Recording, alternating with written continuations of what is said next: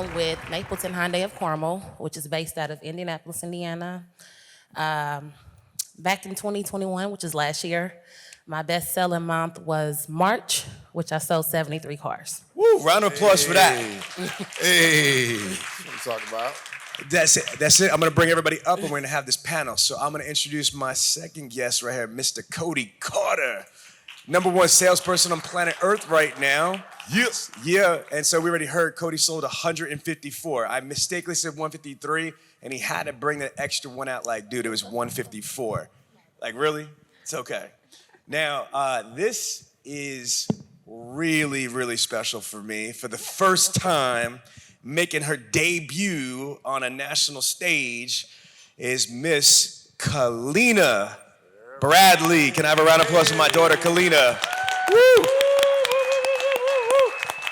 Nah, it's amazing because Tiana has been doing her thing, and again, I'm just really honored to have her on stage right here. And then I got somebody that you guys all know who this is right here, right? You are 1,000% in the mix and 100% part of the tribe. I got mad love. D Peng, come up. There we go. Yeah. So really quick, while D gets on stage, can you just share the month again for everybody and how many units you sold, Max?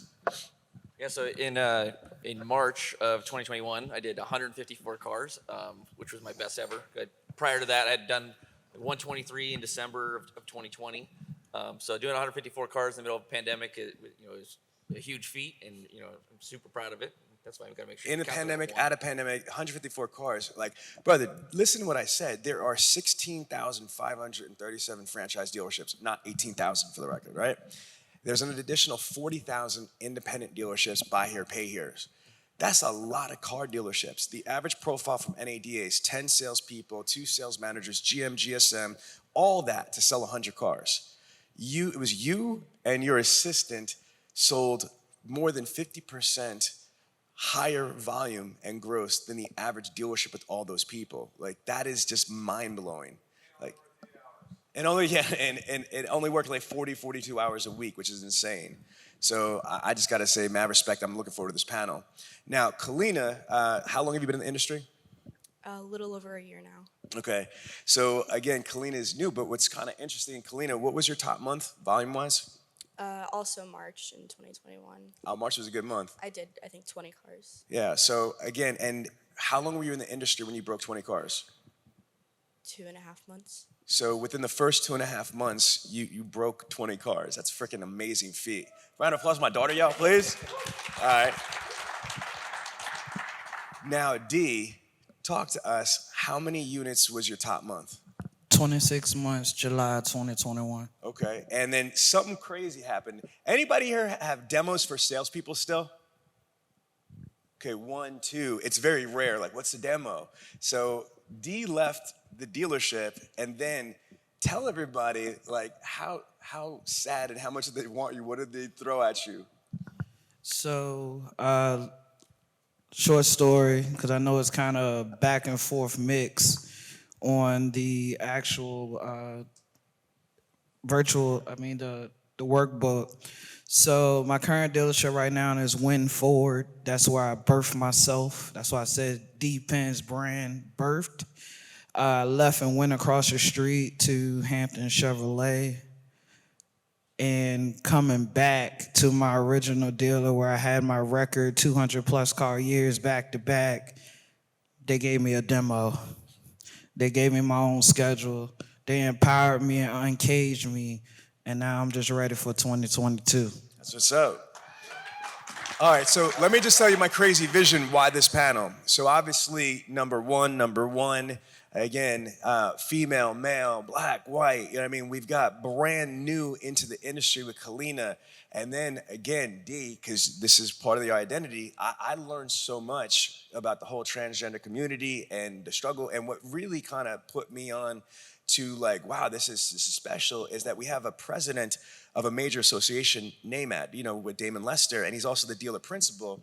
And he had told me, he's like, yo, when we were in Clubhouse and you were just talking, And he was like, yo, I never even thought of no shit like that. Like, it's just things to think about. So I just wanted to create the ultimate diverse panel here from experience, situations, locations, all that stuff. So let's get into it. So I want to ask, Chrissy, the first question, like everybody asks, how do you do it? That's how. How the hell did you sell 70, plus vehicles in 1 month? What's your secret? Mine's is more so I am huge on building relationships with my customers. And based on that, I have a repeat referral cycle. I give a good experience to a customer. They go brag on it to a friend. A lot of my customers post their own testimonials. So they'll post it on social media, tag my name, and everybody's like, oh, well, that sounds good. Who's this girl? So that month, honestly, I got invited into a group. It's called Black Dollar Indie. What is it? It's called Black Dollar Indie. And it's a group that they now have about 40,000 members in that group alone. And out of the 73, I want to say about 40 of my customers came from that group. I sold someone a car. They posted a review in the group. And I believe the post itself had about maybe 450 likes and comments. And literally everyone just started reaching out to me like, I got to see what she's about. And literally every single customer in that group had the exact same review. So it's definitely all about the experience that I've been giving these customers. Okay, but it's interesting. The group, is this the only group that you're in? Besides, I'm not talking about like for a Millionaire car sales. I'm talking about as a retail No, salesperson. I'm in a couple. Tell us what the names of the groups are. That's the biggest one. There's a couple of them that are local based that stem around entrepreneurs. There's a girl gang group, Girl Gang Indie, so that's for like female entrepreneurs. And I'm in a single parent group. So there's a lot of different groups that I am in. Listen, folks, people be sleeping on Facebook groups. Look at my group, the Millionaire Car Salesman group. I got a radio deal. How I got hooked up with iHeartRadio was because of my podcast and my Millionaire Car Salesman group. I'm part of a whole network. Obviously, a lot of you are in it. Now, here's why I'm setting this up. Cody, what have we talked about? One of your huge successes is groups, correct? Yeah, but definitely. All the different online forums that are out there, and Facebook groups and things. I think actually even before that, with Chrissy, I think it's impressive to say like subprime, right? Because most of those deals are subprime. They take an extreme amount of time, which is even beyond what I do myself. So I'm like, the time that it takes on a subprime deal is impressive. So 73 is awesome. Hell yeah, no, without a doubt. Yeah, but back to the Facebook groups and stuff and online forums. It'll take time, on some of these pages because they don't always like salespeople. That's not the point of the groups. A lot of times is provide information, and so a lot of times I'll enter a group. Like there's a new group that just came out with the 22 Tundra, right? There's a new Tundras out. There's a new group, and everyone just wants information. There's a lot of salespeople in there that are trying to pitch, and then you'll see these topics come up. We're like, oh, we hate all the salespeople in this group, and it makes a bad impression. So I'll go into a group and I'll just provide information. Questions on financing and questions on leasing. Because that's my specialty, and you just build value, and then you'll get the tags. Like he's the trustworthy source, which will create additional deals for myself. So I want to stress on this because people hear pieces of a tip and they go back and they implement it incorrectly and it doesn't work. It's like, that shit doesn't work. No, you're not doing it the right way. So the idea is not joining these groups and spamming them with stuff. It happens in my Millionaire Car Salesman group and I have to kick people out. They come in, they just post random shit. We don't want that. So you're going into these groups to be the subject matter resource, to be the expert, to be the provider. You're going there to serve that community. Can you be really specific with the exact groups that you are? Start with Toyota and start with financing ones. So when it comes to like Toyota, there's like the 22 Tundra group. There's also just one of the larger ones, Tundra Crew. I'm in Prius Prime groups on Facebook. One of the big online forums that I use, specifically for leasing is Lease Hacker. They're the biggest online community for auto leasing. They got, there's a lot of groups, like subgroups within there. West Coast, East Coast. So you can get really specific, and you can talk to, there's thousands and thousands of people that are on there every day and that you can communicate with. And over the cost, because people worry about cost, right? It's $20 a month to be a member. It costs nothing, right, to have potential to reach thousands of people. Yeah, listen to me, folks. If you are not in a group, you need to get in a group. If you are in a group, then start your own group as well. There's a whole bunch of different things you could do. I would start with like Facebook, LinkedIn, etc. And these are separate from forums. I'm just talking about like groups really quick. Again, if let's just say that Kalina, if you're selling Kias, I would look for all the Kia groups, the Telluride groups, the K, what is it, K4? K5, I'm teasing, just making sure she knows what she's doing here. So the K5 groups, you could start your own, pre-owned group. There's a lot of stuff to the local towns. I love what, Chrissy said about the single mom groups. There's a woman from Ramsey Subaru, which I connected you with, I think, a long time ago. And she's in one of those mommy and me groups, and she gets a whole bunch of moms that are in there and she's selling cars to them. But this woman is badass too. She's into all the off-roading shit. Like she's a real car girl. She just loves cars. And so she's in the off-roading groups. Then she's in the performance because they have those Fast and the Furious, type Subarus, right? Like the aftermarket one tuners. So she's in that stuff. She does all the product launches with Subaru. She goes to all the Subaru events. And they're tribes. There's a whole culture with a lot of these manufacturers. BMW, again. So I would really encourage you to join not just the traditional ones like the car groups, but the financing ones, the local communities. If you're in church, the church groups, all that stuff. These groups are so powerful because you could do them virtually. You could do them on your phone. Make sense? All right. Now, I'm just curious, D, what groups are you in, if any? Besides, I'm not talking about like Millionaire Car Salesman to sell cars, but for the public. So I come from Hampton Roads. So it's crazy, and I'll tell you how I fell into the group thing, right? So I upped the customer. The customer that was sitting in front of me was actually the CEO. We have a foundation called HR CAP, which is Hampton Roads Community Action Program. So I got curious in doing the needs analysis and questions and qualifiers. I was asking them, hey, what is your organization? I live in Hampton Roads, don't even know anything about it. The CEO showed me how they have over 20 plus organizations that are federally funded as a nonprofit program that actually help individuals. Well, the individual that I end up selling the car because they have to have administrative cars, she actually was telling me about their 2Gen project. 2Gen project is a project for veteran single mothers that they try to take the biggest burden off their actual back, which is a vehicle. So I posed her an idea. I said, hey, I understand, I appreciate the relationship that we have. However, let me give you an idea.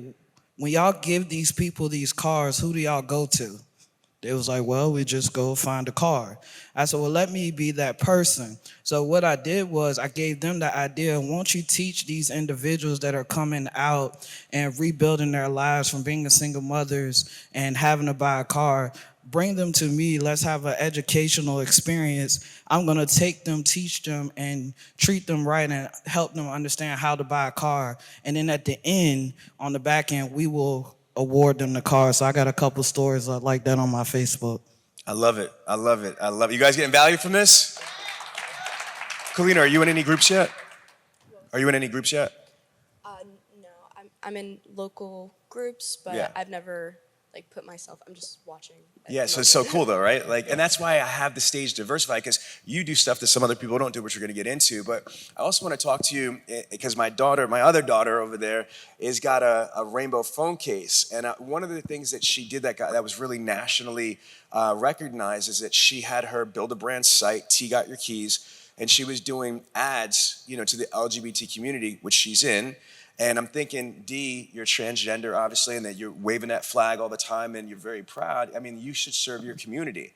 Again, there's a woman that drove 1 hour and 20 minutes because of a freaking $6 ad that Tiana had for the LGBT community. So I'm not saying that if you're not in that community that you should just go in and infiltrate or what have you. I'm saying be native to you. Like, again, I'm not going to join a single moms group because they're going to think I'm a weirdo. I don't belong in that group. You know what I'm saying? So again, Shakespeare said, show me your friends and I'll tell you who you are. So again, people like to do business with people that are like them or people that they aspire to be, or people that they respect. Does that make sense? So I'm going to tell you something that might floor you. Danny Zalofsky, right, who is a dealer principal of a dealer group, he's also part of the LGBT community. Very proud. I learned a lot that we helped my daughter with.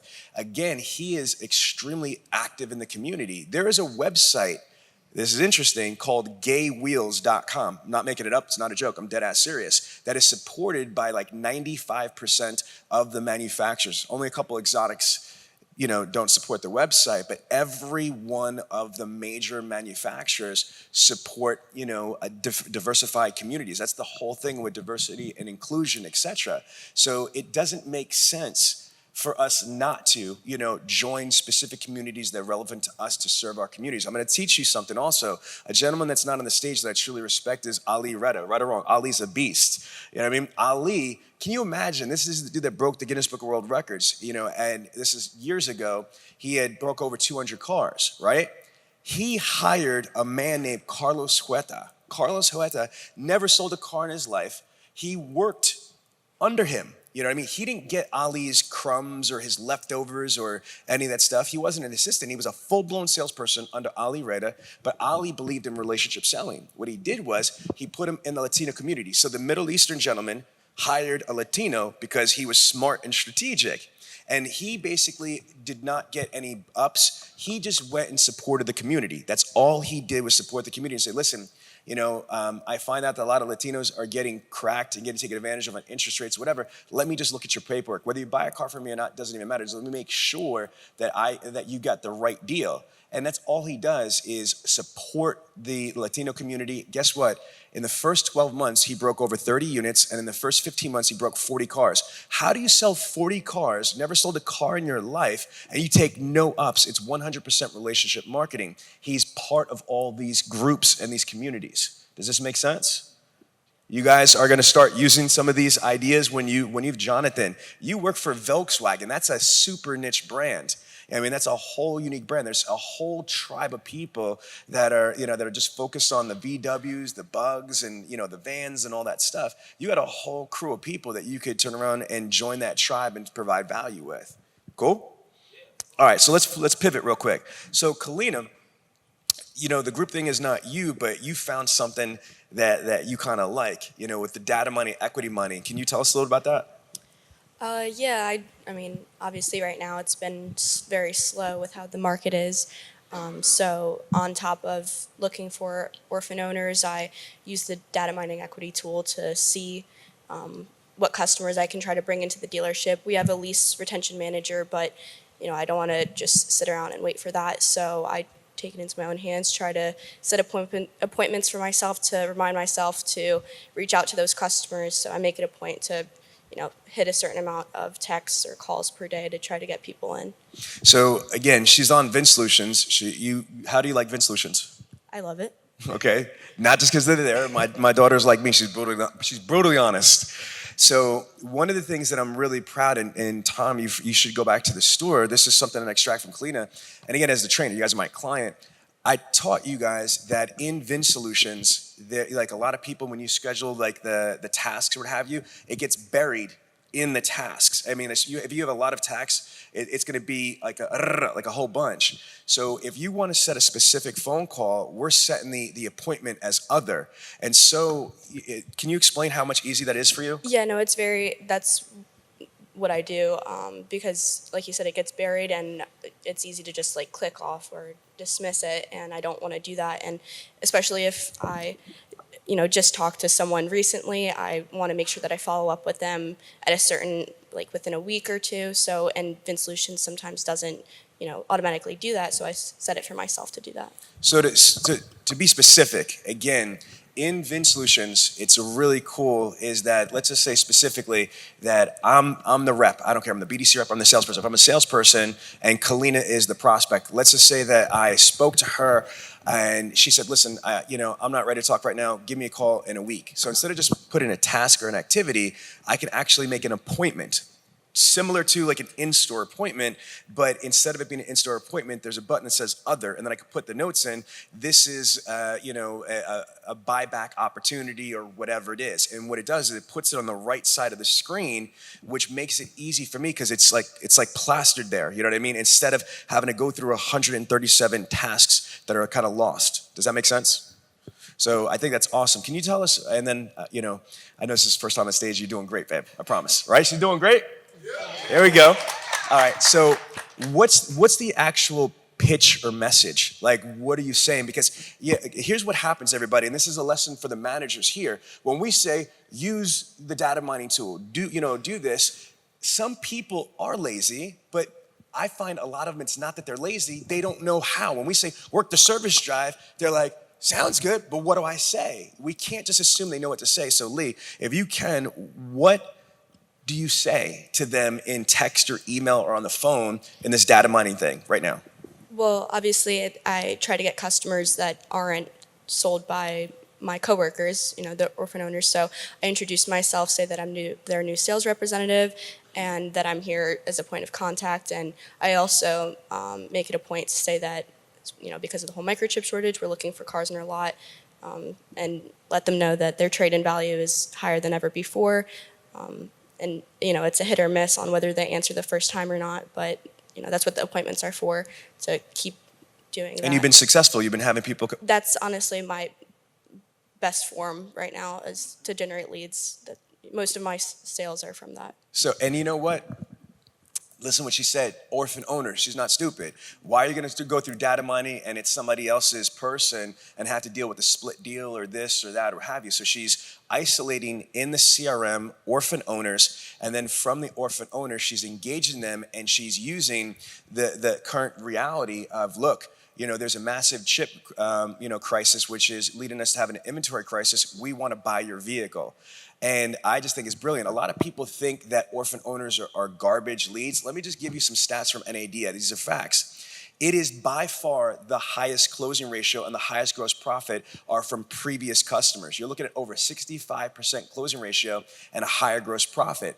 But don't get it twisted, an orphan owner is a prior customer. It's a prior customer of the dealership. It doesn't matter if it's your customer. Our egos need to get checked to the side. So it always baffled me that, salespeople, I don't want that crap, because they think it's like a hand raiser or bullshit mailer list or something like that, and it's not. These are your customers that bought from that dealership before. And here's something else that's also very important. If they're servicing at your dealership, it makes it even higher. NADA says that a service customer that purchases, a service customer that services their vehicle at your organization is 7 times as likely to purchase a vehicle. Again, they are 70+% going to buy from you. So why am I going to look at a fresh up that is about a 20 to 25% closing ratio? Why am I going to look at even an internet appointment is still only about a 50 to 60% closing ratio? By far the highest are the people that you already closed in business. So I commend you, daughter. That's pretty strong. So thank you. Okay, so D, what would you say is your number one lead generator? I do the same thing you do. Talk to us like that, then it's good. So tell us your strategy. So it's kind of cool, and just to hear that someone as Kalina here, because we kind of inbox sometimes and steal ideas, but it's the same thing. My introduction, honestly, I think I call the service customers better than the service advisors. I call them, remind them of their appointments. I make sure they understand where they're going in the dealership. And then I just tell them it's not always about a sale. I just want to be the go-to and the point of contact. Hey, you know what? If you got information, how's life going? Do you need a part? I go find the part information. Is anything that I could do for you while you're here at your visit to make not only sitting in the service lounge the quickest experience ever, but I even educate them about their car. I don't know how, like, working for Ford. Ford has a lot of vehicles. Other brands got a lot of connectivity. How many people have like the connectivity app on their phone? Shoot, the dealer principals or even the managers don't even know how to connect the connectivity app that can help the customers set their own service appointments. So I go through the service drive and I say, hey, good morning, everybody, first of all, and say, hey, is anyone having issues of setting their phone up Bluetooth? And that's how I build a relationship from there. It's not always about selling them right now. Yo, that's It's slick having right them. there. That's slick. I like that. No, I do. It sounds corny, but you'd be surprised how many people buy a car from another dealership, like my neighbor down the street or even across town, and don't know how to set their phone up Bluetooth. Yeah, I would agree. What I want to do is open it up because you guys have access to some amazing people on stage. So who's got some questions for our Millionaire Car Salesman panel right here? Perfect. Rico, let's go. I first got to say I got to give kudos to you. I'm a digital marketer or a salesperson first. I didn't get a chance to tell my story, but prior to, I got fired from a Hendrick store. And the reason why I was the #1 salesperson 3 months in a row. And this is previous to the internet. I was building my own websites and the dealerships made me sell back my websites. So you guys are blessed to be able to do those things now. A lot of guys that have been in the business remember we couldn't personalize ourselves. But what you're doing is tremendous. And I've taken tons of notes and I'm gonna take it back, and I just had to stand up and say, I salute you, because that's strong. That's strong. Yo, this is a pro right here. I'm saying real recognizes real. Like, again, what you guys are doing is awesome, beyond awesome. All right, let's keep it going. Who got questions? Come on, Mopar. Mike, you got your own website. You know what I mean? If I'm selling cars, you sell cars. You got people that are doing stuff at a dealership level. What questions you got?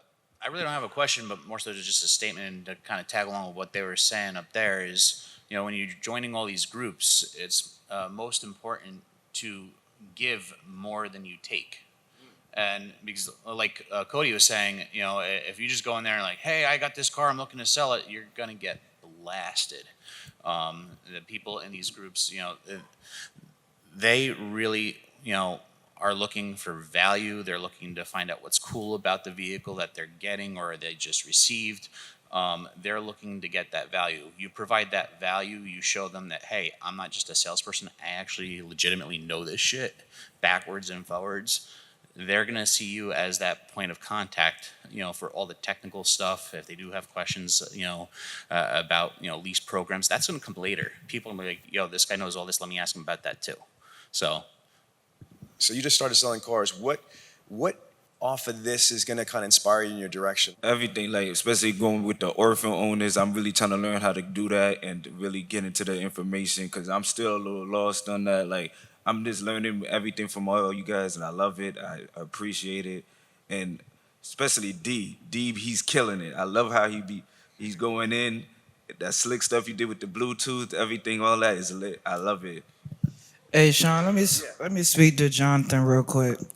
So when I started, I came from retail, right? And I had to figure it out, right? And the reason why orphan owners are like my heart, because nobody has them. They just sitting, right?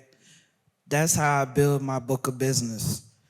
I want the person that nobody knows. Because if I know you first, you're going to know me forever. First impression is the last impression. And just because your neighbor might have sold them, I've seen people walk past the neighbor and know you first. So keep in mind that you don't always have to get the fresh up. If you understand the database, that's your customer all day. It's always a customer that's always going to be in front of you. Strong people, come on. Thank you. Okay, perfect. So my question is to Chrissy. Chrissy, kudos to you. I am so proud of you, and I couldn't wait to meet you. But your lead generator was the first question. Where's your leads come from? I heard you say referrals, but how do you handle your special finance customer, your subprime customer? So two-part question. please. Are you asking how do I handle them, like the overall process? Yes, or- yes. How, I mean, because when your customers are subprime, because that's what I deal with. How do you build your relationships? You know, your patience. You 'Cause I definitely got to very have some thin patience patience. It's definitely a process. When I first came in the business, my mentor basically created a system for me that I piggybacked off of what he taught me. So all of my leads when I first came in the business were coming from Facebook. So we would post, well, he'd post and then I piggybacked off it on my page because I was kind of like an assistant for him when I first came into business. So I would literally put a post on social media that would draw people into my messenger.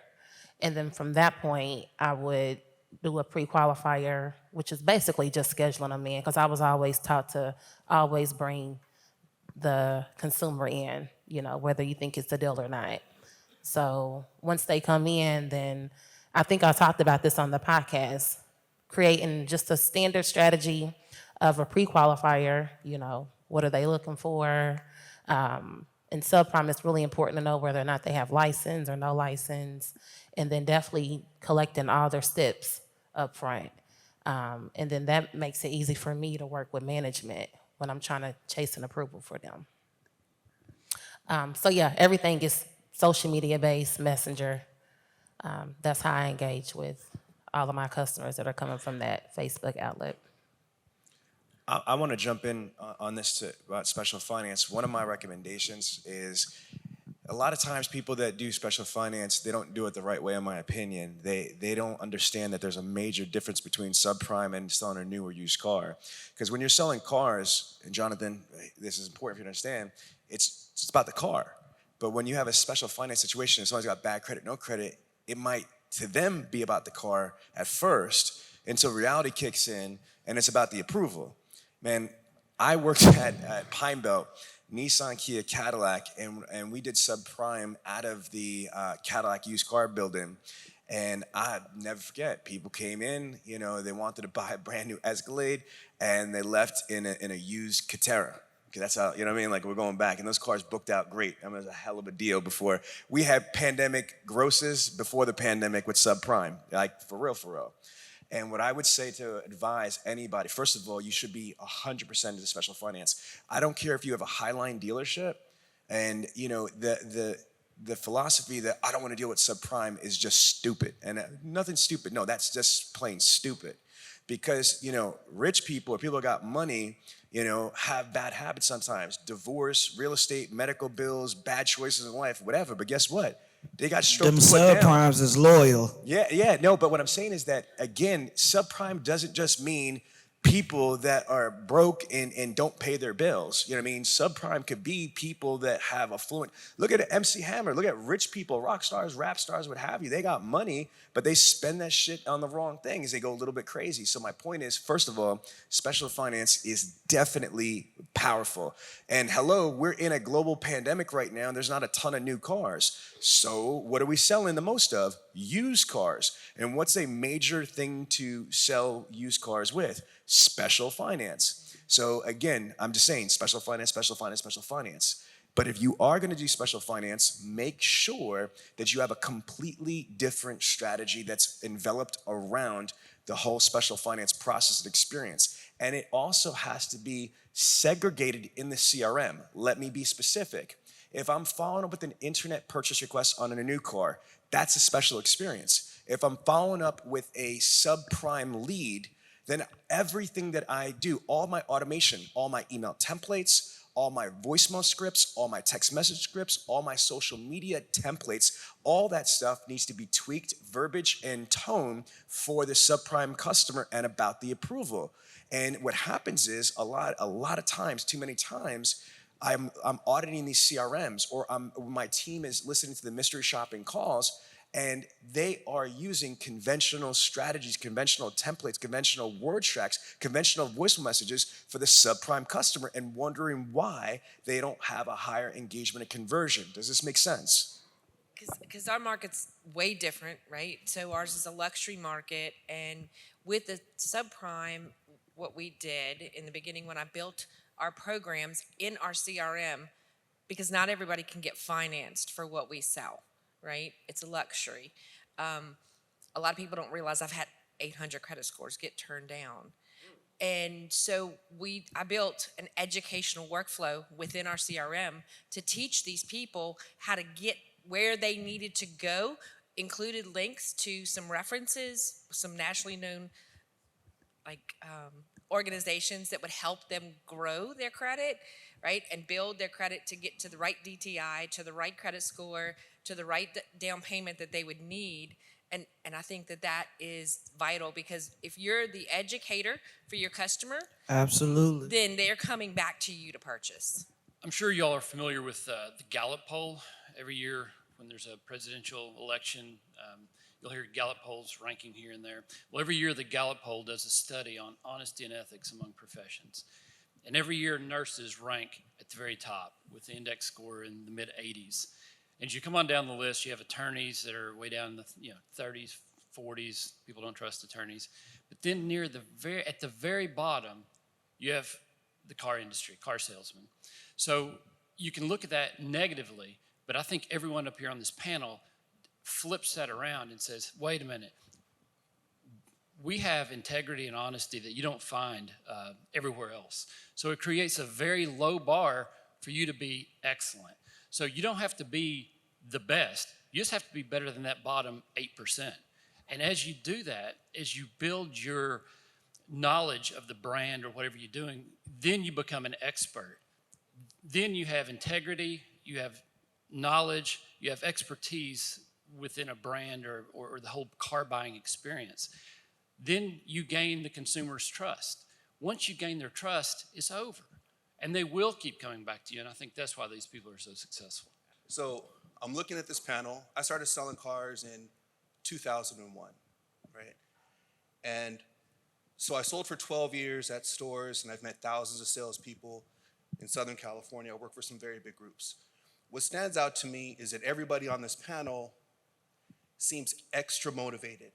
You're selling 70, you're selling 150, you're selling 20 at your second, third month, you're near 30.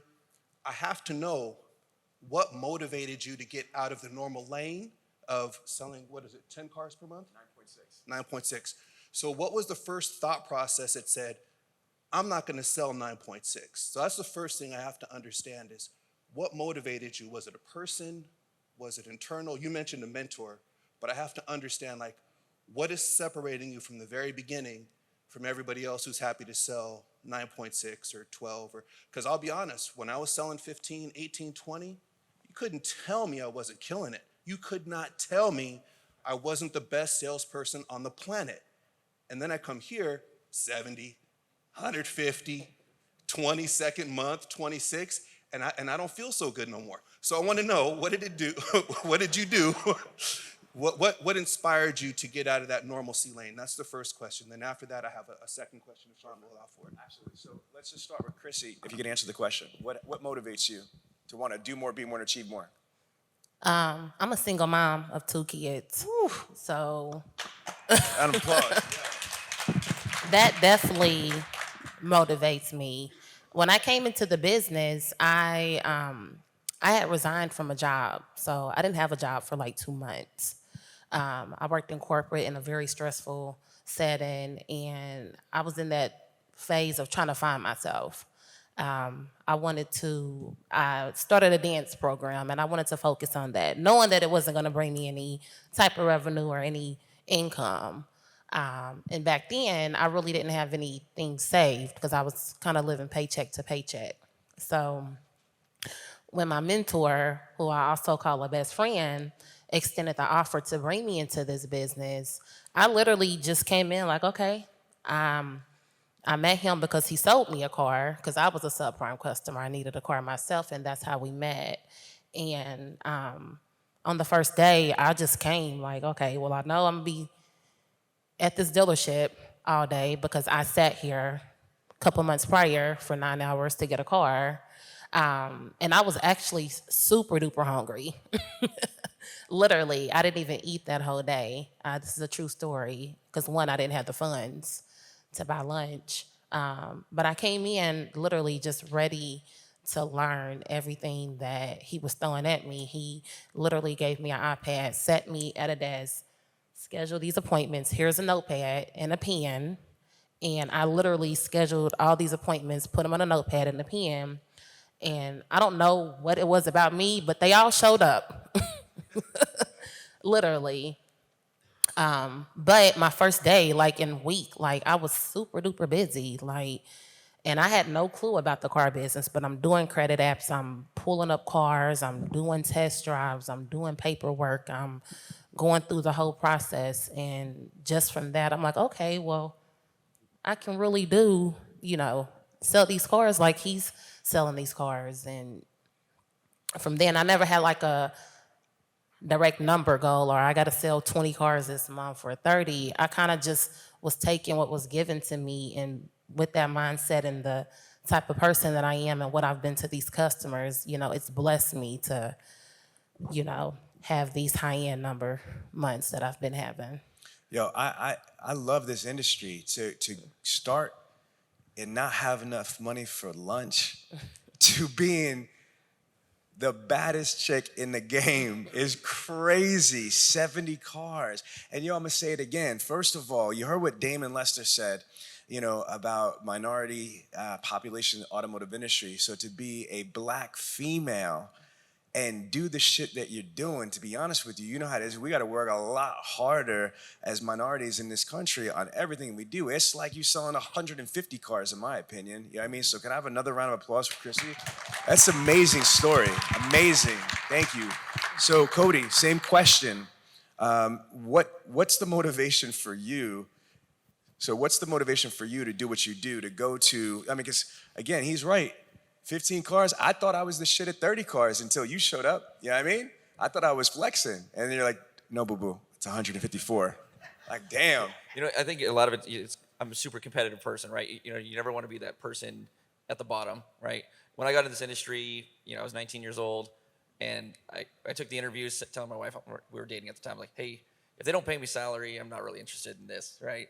And I go to the interview, I call her, I'm like, okay, I'm going to work for Toyota. And okay, what are they going to pay you? What's commission? You're crazy. Like, well, I can make $5,000. Like, they told me I can make $5,000 a month. Like, that was my thing. I was like, holy cow. This is a small store, Arizona. I did 20, 25 cars. I was the number one guy, and I thought, I was amazing, right? Things changed. We had a baby. I got fired, and we moved to California. And next thing you know, there's a guy, his name's Andy, and he's selling 50, 60 cars, and he makes me look like nobody, right? And that was the guy that I chased for years, right? And, eventually every time I'm like, this is the month, right? And I'd get so close, and he would somehow just kill me. And I worked night and day. This store was so competitive. That's the store I'm at now. We would be up till midnight, 1 a.m, because any lead after 9 o'clock was free. Anybody could have it, right? So you'd be up till midnight. You get up at 5 a.m. So just because it was a hustle, you had to be competitive. And I'm up at that time, but so is Andy, and we were fighting for the same lead. And that was my biggest motivator. Was like, I want to beat Andy. Andy doesn't sell cars anymore.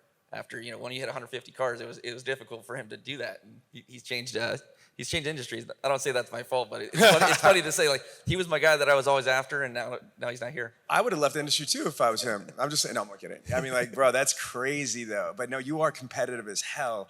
And that's it. Some of us have the desire to just like win. And for me, when I was working at Weissler Lincoln Mercury Mazda, my guy's name was Carter Neese. Like, he was the lease manager, and we were both averaging 30 cars. But man, it was like, tack for tack. It was definitely something to have that competition to drive you. So I appreciate that. There's always, and again, like with the competition, right? Like when you get to this level, like, who do you compete with? Ali, when I watched one of his videos on Bradley on Demand, and he's like, oh, you can make $100,000 a month. It was like, that was an eye opener for me too. I'm like, wow, I hadn't got to that point yet at the time, and that was amazing to have that thought. And that's the next you heard thing. that subtle flex at the time. I didn't get that. That was gangster shit. Okay, so Kalina, What drives and motivates you to want to do more, be more, and achieve more? Bills. I live alone. I have to pay all my own bills, so I mean, I know that I have to make a certain amount per month, and it's either I do that or I can't pay what I need to pay. So that's really the driving force of it. No, I'm really proud of you. You've been on your own since you were 19 years old. She's got her own, place. She doesn't have any roommates. She takes care of like her own. Everything is her. You're very responsible. And it's easy, like you can get a roommate or, I mean, to help out, but I want to live a certain way, so I know that I have to make a certain amount. No, I respect that. Again, it's kind of hard when you have like me and Karen as your parents. I mean, there's a little pressure there in the industry. So I try my best to separate that, though. I don't really want. I mean, I'm obviously proud that you're my dad, but I like to think of myself as a different entity when I'm at the dealership, and I think my dealership does a really good job, like treating me as, it's not Sean Bradley's daughter. I'm like my own person, and I can do my own thing. Yeah, you hear that? Yeah. Yeah. Oh, absolutely. Again, I'm beyond proud of my family, man. Like, they definitely representing. So, Lee, just out of curiosity, like, when you look at people like Cody and, Chrissy and Ali, like, is that inspire you? Like, I'm honored just to be sitting next to you guys, honestly. I don't know why I'm on this panel right now. I think it's really cool that I get to be in the, presence of such, like, influential people, and I'm just soaking it all in and excited to just be sitting here. But Lee, let me just say something. First of all, again, the national average is 9.6. That means people that have been in the industry 10, 15 years, that mortgages, got kids, they're selling 10 cars a month. That's what this country is. You're on that stage because you did that shit in months. 18, 20 cars. That's why you're not here because your last name is Bradley. You're here because with that answer, what you just said, that's why you're on stage. That's some gangster shit right there. You know what I mean? Like, you're your own person. You deserve to be here. Plus, you are in that category, Generation Z, whatever category that you're in. You're a young professional. These dealers need to understand because, like, I'm 45 and I don't feel old, but like, I'm definitely not 19, 20 years old. You know what I mean? And you tell me that every time you get a chance to. Okay, so D, same question. Okay, what drives and motivates you? Well, I could probably say it was the worst thing, but the best thing, and I'll elaborate a little bit. Growing up, I was a problem child. Probably don't think about it now, but I grew up in juvenile. I was a runaway, broken home, all that good stuff, right? But when I entered into the automotive world, even though I kind of snapped up in my earlier 20s, because I'm 35 now, became managers in companies, I always believed that because I was at the bottom, I could find my way to the top. So I was told when I got hired at my dealership that, first of all, I started at $11 an hour, right? And I was told that commission wasn't available. I was told that I tried this before. I don't think you can sell and make the money. Well, I could tell you this. My first full year in the dealership, I made 6 figures. I dethroned the 8-year average top salesperson. I told them, and I went back to the same person that told me I couldn't do it. What's next? So it's all about, don't tell me I can't do it. Because I'm going to sit, watch, and not only did I not follow the top salespeople that was around me, I followed the Joes that look at the newspaper every day, or the manager that didn't care about the salesperson. They only want to go get lunch and buy Rolexes and all that good stuff. So I sat and I mirrored and I watched everybody, and I took the good and the bad, and I made myself who I am today. So I tell you, as my new friend and my fam, everybody, you can grab from everybody and make your own individuality, and that's what I did for myself. Yo, strong. I want to ask, what is the biggest challenge? I'm going to start with, let's just go with Chrissy really quick. What is your biggest challenge you have in your profession selling cars? So again, what's your biggest challenge that you got to deal with? It definitely gets stressful, dealing with people who I never like to call it bad credit. I say challenging credit. And some people are realistic in their situation, and some people are not. So when you have a customer that comes in and they have a lot of derogatory credit, a 400, a 500 credit score, inconsistency in job history, and they think that, oh, I got a lot of money down. And most people think a lot of money down is $1,000, $2,000, and they want a $50,000 car. So how do you deal with that? How do you handle that situation? You know, I have to, I'm not going to say dummy, I don't like that word, but you definitely have to have a moment of, you know, setting a reality with them. Like, okay. And I do, when I get customers like that are looking for high-end cars or super expensive cars that I know that I'm probably more than likely not going to be able to get them financed on, I kind of just, you know, build some rapport with them, you know, do some fact finding, like, not in a shady sense, but kind of ask them questions like, well, have you financed a car before? Most times they haven't. Or if they have, yeah, okay, what, did you pay it off? I have to ask that, like, you know, in a non-shady way. And most of them don't, you know. And then I'm just real cutthroat with them, you know, well, let me get your information, let me send it to the bank and see what I'm working with, you know, and go from there. And that strategy actually helps me. I've been successful with flipping somebody who wants a Dodge Charger to a Hyundai Elantra. I hear you. So, but it is challenging because a lot of people, they just like, you can give it to them super raw and real and they still just don't get it, you know, and I'm like, okay, well. Nah, I hear you. Let's go before LA kills me on here. So, Kalina, for Kalina, same question. What would you say, especially, you know, with the pandemic, and is it pricing? What would you say is one of the difficult things you got to deal with on a day-to-day basis?